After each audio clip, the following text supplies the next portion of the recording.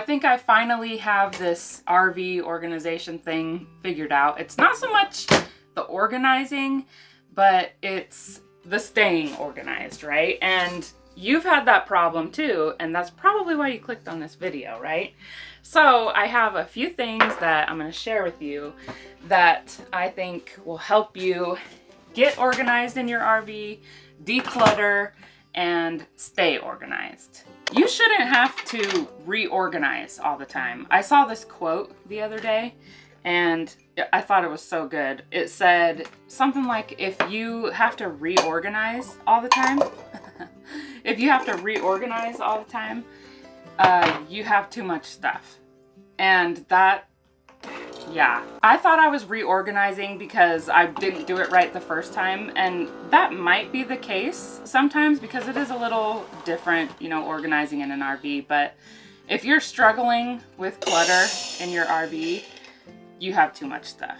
You might be thinking, too much stuff. I downsized again, and I did it again. So how could I possibly have too much stuff? Trust me.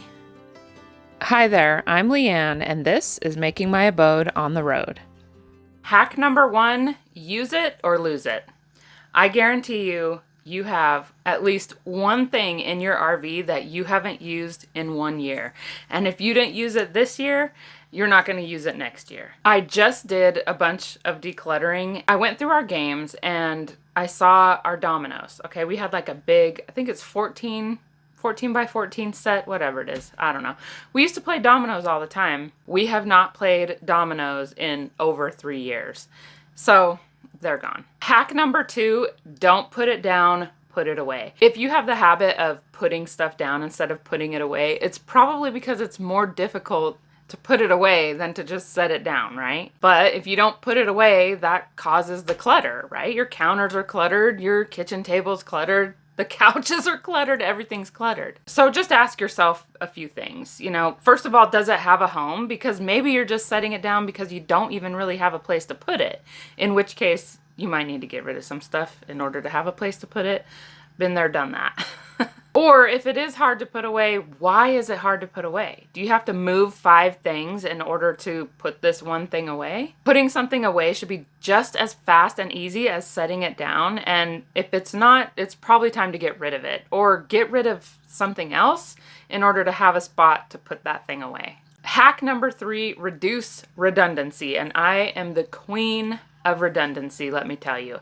The worst is in the kitchen. It's the hardest place, right? You know, you have 2 cheese graters or 3 cheese graters maybe, or maybe some goofy utensils. Like, you know that one thing, I don't even know what they call it, but it's specifically for pasta and it just has like little teeth on it and usually a hole in the center. It's not good for anything else except for getting pasta out. Well, if you have tongs, tongs will do the same thing. You could use tongs to get the pasta out. So get rid of that. Or those one things. I don't know what these are called either. A meat smasher. I don't know. You know the little things. I think they went TikTok viral or something, and that's why people were like, oh, I gotta have one of those. But a spatula does the same thing. You know, the thing that breaks up the meat. It does do it a little faster, I suppose, than a spatula. But it's not worth the space in your RV. Get rid of that. When I was doing my decluttering, I went through some stuff in the kitchen, and lately I've been making tortillas like crazy. My family loves homemade tortillas, and you know, plus they're so much better for you, and they taste way better than store-bought. Anyway, I've been making them like crazy, and I had a little tortilla warmer, like the ones you get at the restaurant, the brown ones that says tortillas on the top. Anyway, I had that, and it keeps the tortillas warm. It's an excellent tool, but that's all I used it for. You can't use it for anything else. You know, you don't make salads or anything like that in it. It's just literally just for tortillas, but I can use a plate and a towel, and they'll stay warm just the same. So I got rid of the tortilla warmer. So little gadgets and stuff like that. I mean, if I already have a plate and a towel, I don't need a tortilla. That's all, folks. A tortilla warmer. My Instant Pots.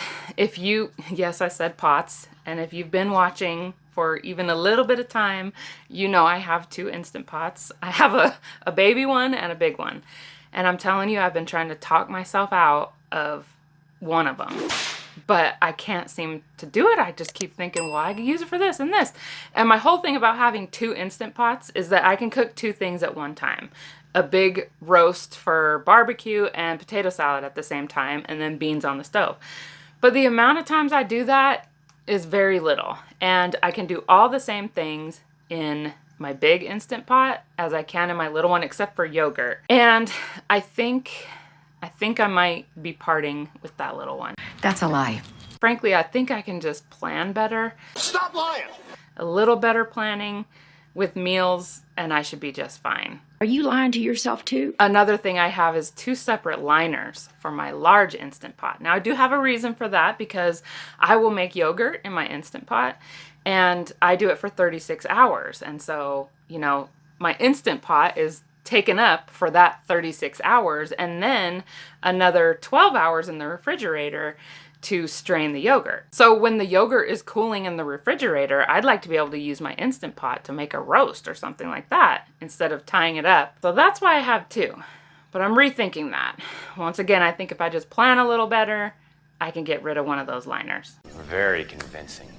Very convincing. Hack number 4, multi-purpose, multi-use items. I'm going back to my Instant Pot on this because, you know, it's a 9-in-1 cooker or whatever it is they say, 7-in-1, something like that. It's a yogurt maker, it's a rice cooker, it's a slow cooker, of course, pressure cooker, all of that in one. So there you go. The other thing is I have this wicker tray that keeps all this stuff organized on the kitchen table, just keeps it kind of contained and in one area, and makes it look nicer instead of just looking like stuff is just sitting on the table. So I have that, I use that for that, but then I also use it when we go outside and eat at the picnic table. Helps me carry all the stuff out. So multi-purpose, multi-use. Something recently, we've been doing some boondocking, well, not fully boondocking, but doing some dry camping where we don't have either sewer or water and or both, but have electricity. So that's why it's not fully boondocking. Anyway, so we've had to kind of conserve water. So we use a lot of water when we do the dishes. So my thought was, okay, if we can catch the water. Actually, that was my husband's idea because I'm just like, I'm doing the dishes. I don't think about it. But catch that water and then just throw it outside because it's just dishwater, and you know there's nothing wrong with that. There's not even laws about throwing your dishwater, you know, outside on the ground. And if you're camping, like up in the mountains, that's what you do. So I needed something to catch the water, and I was thinking of like a dishpan that I could just set inside this smaller sink and then catch the water and dump it outside. And then I started thinking, I have a collapsible bucket and it will fit in there. So I can just push it down because it does go up here. You probably can't even see, never mind. But it does kind of go up and you wouldn't have room to rinse the dish. So I started thinking I can just collapse it down and make it even with the sink, and then I'll be able to rinse the dishes. So there you go, multi-purpose, multi-use. The bucket, I love the collapsible bucket. You always need a bucket. So many different things you can do with a collapsible bucket. You've heard the 1 in, 1 out rule, right? Well, I'm gonna go further and say 1 in, 2 out. So if you're thinking about buying something, you should be thinking about what 2 things you're gonna get rid of at the same time. Make that thing that you're thinking about purchasing earn its place in your RV, because real estate is precious in an RV. I mean, 300 square foot, at the most 400 square foot. Maybe some of those bigger ones with the patios. Do they count those for square footage? Do they count the patios? I don't know. Anyway, assess every single purchase. Really think about it. Really think if you want it. Really think if there's anything you're willing to give up in order to get this new thing. So, for example, my Ninja THIRSTI. I'm loving this thing. For a lot of you, it's a ridiculous purchase. For us, it was fantastic because we love seltzer, and it's very expensive, especially the Spindrift, the really yummy kind, the kind that doesn't have any weird stuff in it. It's very expensive, and it's only 8 cans, right? We were going through about 8 cases every single week. 8 cases a week? Where are you going to put all that? It doesn't all fit in the fridge. You know, you can only fit so much in the fridge. So we were just storing it underneath the table and just looked like boxes of pop, you know. So that was a good purchase for us, but I really thought it through. I did the math to see if it was going to save us money. So far, so good. It is saving us money. It's got rid of that clutter, and I'm very happy with it. But like I said, it's not for everybody. For some of you, don't do that. If you don't really like seltzer, don't bother. Hack number 6, get rid of some clothes. I know, right? Like, do you really have too many clothes? I have so many clothes, and I didn't know I had so many clothes. So we have been boondocking for 2 weeks, and that is why my laundry is overflowing. Now, I feel like I'm looking at this, okay, and I'm like, oh gosh, you know, first of all. But then I go in here and I open the closet and it's full of clean clothes. So this tells me that we have too many clothes. I don't feel like I have that many clothes, but I look at this and I look at this and I'm thinking, how was that all ever in there?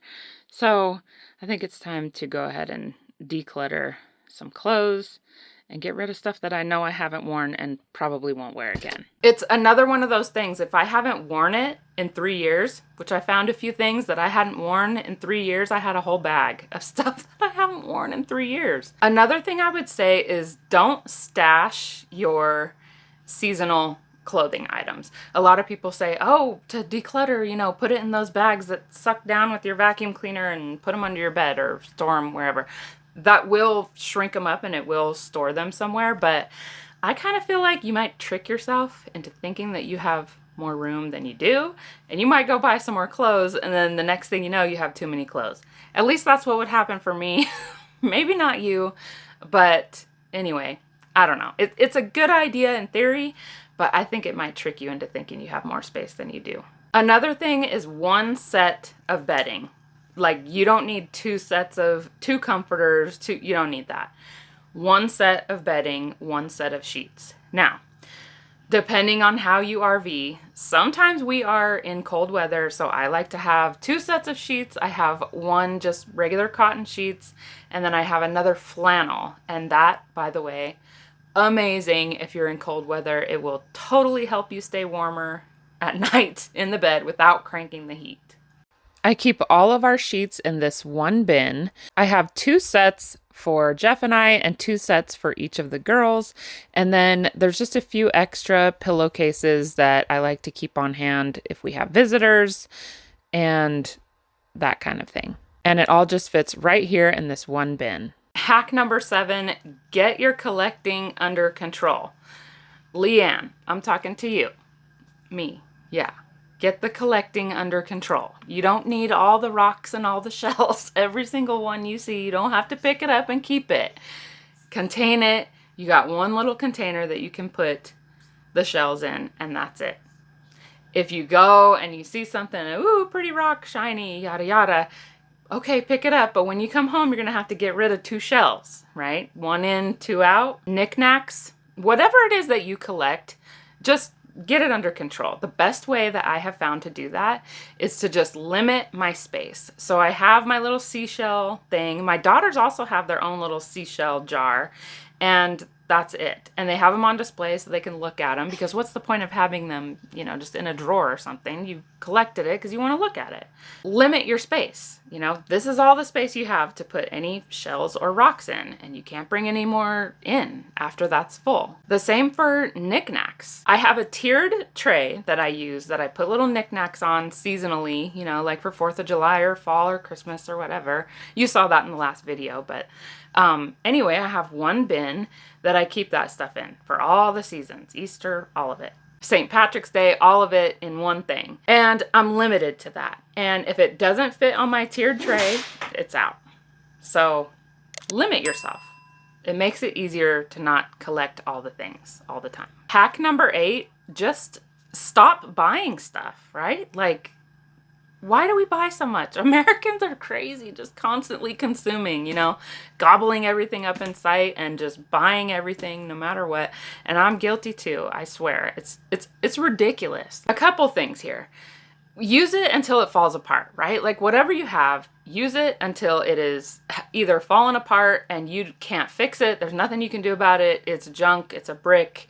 Use it until it gets to that point. So for example, I had some bath towels that had gotten a little bit of bleach on them somehow. And so there was spots and it looked ugly and it was like, oh, it looks a mess. So I thought, okay, well, maybe I'll just bleach the whole thing and just see what happens. Maybe it'll just change the whole color. It was a gray towel and the bleach had brought out kind of a peachy color. So I tried it. It worked perfectly and I didn't have to throw it away or buy any new ones. Crafters, if you love crafts, I love crafts. I have some crafting stuff, but I have learned to limit myself.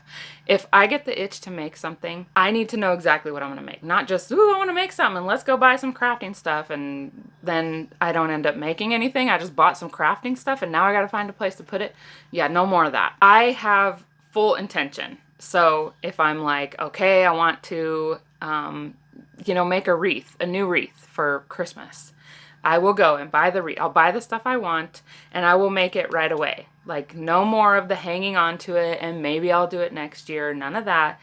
If I want to buy crafts, it has to be made right now, today. Fishermen and fisherwomen, if you are traveling around and you want to go fishing, right? I recommend considering doing a charter, right? So let's say you're in Washington and you want to go salmon fishing and you're an excellent fisherman. You could go anywhere and catch a fish. It might not save you money because you probably could go buy what you need and go fishing. But maybe not. With gas and everything, it might end up equaling out.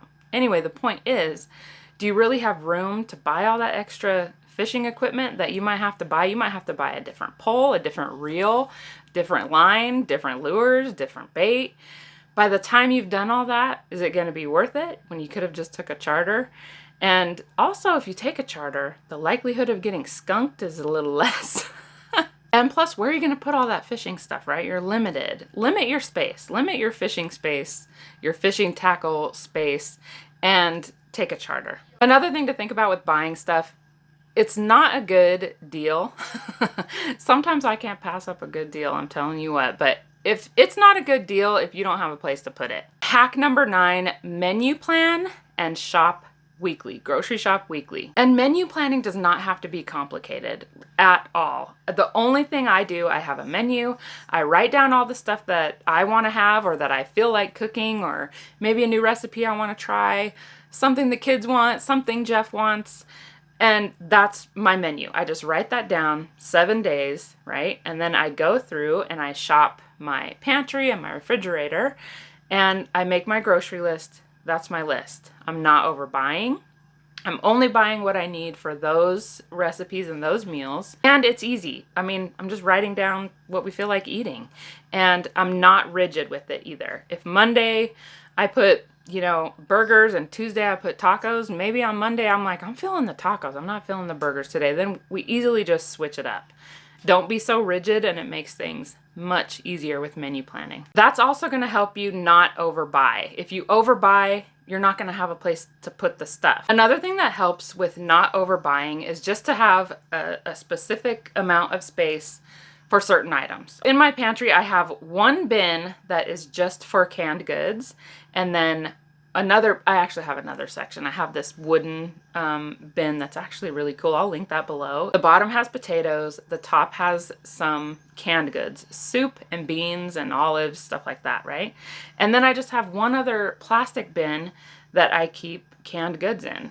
And canned goods can't go anywhere else. I've become very strict with this, and it has helped me save money, save space, and keep my pantry perfectly organized. And I can't go beyond that. So when I look and do my list, I see that I only have room for maybe 3 cans. So I know that I only can buy 3 cans of food. You can limit your space also by labeling, right? So I have a jar that says granola. Nothing else goes in there but granola, ever.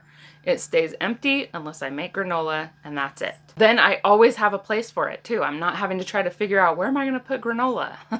Another tip is don't buy in bulk. I've had to reteach myself to not buy in bulk. In fact, just, I don't know, last week or something, we went to Sam's Club. I needed some rosemary And I've been trying to keep myself, if we go to Sam's Club, it's a specific reason, either for meat or like nuts, because the nuts we go through so fast it doesn't even matter if we buy in bulk. But I bought a giant thing of rosemary, and it's like, how long is it gonna take me to use that up, you know? So just don't buy in bulk. Hack number 10, use digital music and digital books. Just use digital music. You can have Pandora. Pandora has a free version. Spotify is what we have. We really like Spotify. We have a family plan, and I can find any music I want on there. Amazon Music. Amazon has their music app too. These can be played on your TV, so you can listen to music, or you can play it through a Bluetooth speaker, which my daughter has had this Bluetooth speaker forever. It's awesome. The sound is so good.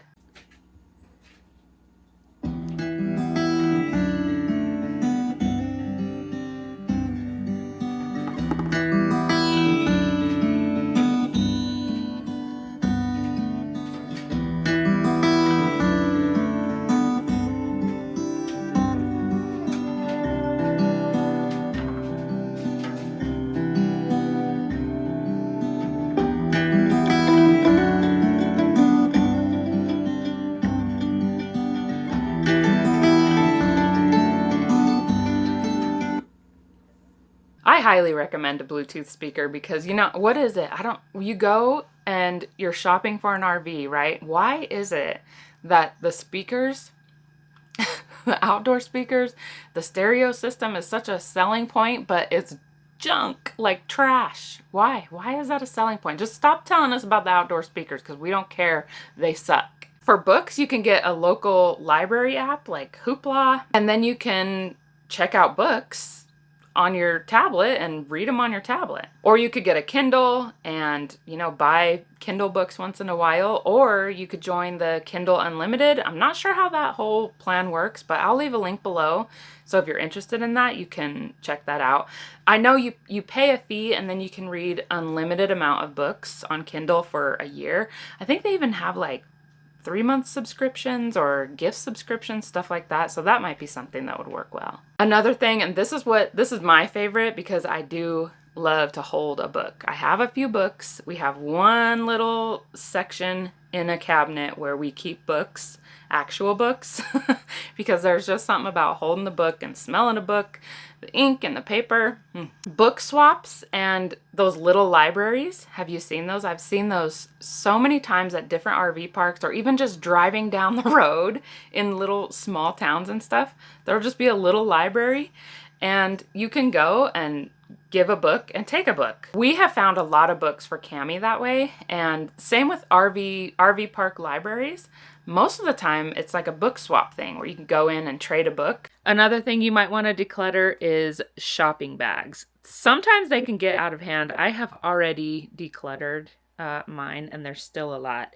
I have one to keep things cold. It's insulated. I have a 6-pack of these ones. I got these on Amazon. These are really nice. They're very strong, washable. I think it's a 6-pack, so I'm missing one. I don't know where it is, but anyway, I'll keep those because they fold up nice and small. I have one regular shopping bag, a Colorado one, that it just, I don't know, I like it. Makes me think of home. And then we have this one that we take to the beach, and sometimes we take an IKEA bag to the beach or for laundry. I have 2 of them. I might get rid of one of those. We don't use those too often because they are giant. But that's pretty much it, and that's all I need. For some reason, you know, I don't know, have you noticed that these bags get out of control sometimes? You know, because if you forget, you're in Colorado or Washington or wherever, and you forget your bags, and then you're at the store and you don't want to buy a paper bag because, you know, they tear or whatever.